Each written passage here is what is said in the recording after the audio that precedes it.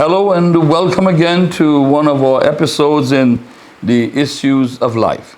These are short video presentations that seek to present truth and to edify you and to strengthen you in the midst of this crisis hour.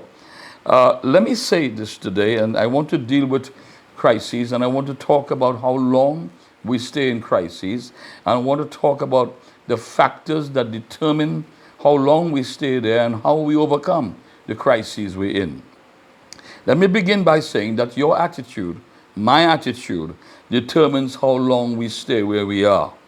There are some people who have gone through extreme pain, they've gone through difficulty in their life, and they hold on to it. And sometimes that pain becomes an insurance for the future. It becomes something of a protection against future pain or other persons hurting them. And the thing about that is that while it may be used as a defense mechanism, you must also understand that it is holding you to your past. And so I say to you that your love for the truth must be greater than your love for your pain. See again, the love for the truth must be greater than your love for the pain. And who you are, you must fall in love with, the new you. Fall in love with the new you. Fall in love with the you that is redeemed.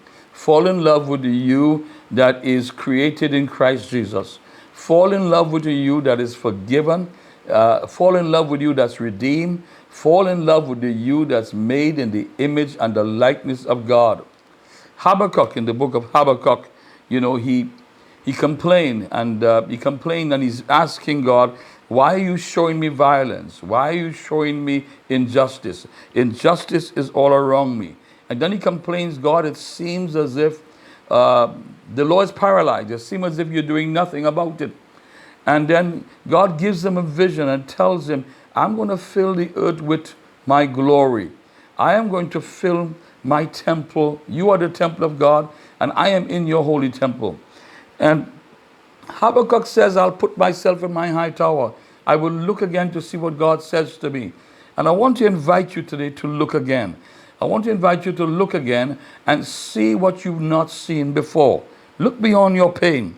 Because while it is you don't want to be vulnerable, what you don't understand sometimes is that you're still being a victim to that circumstance.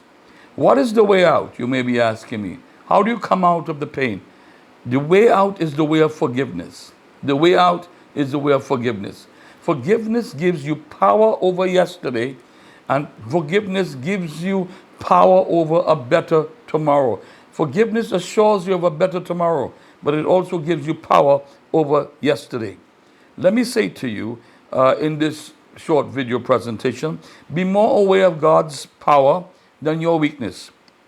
Speak of his doings rather than your failures, and he will appear in your midst.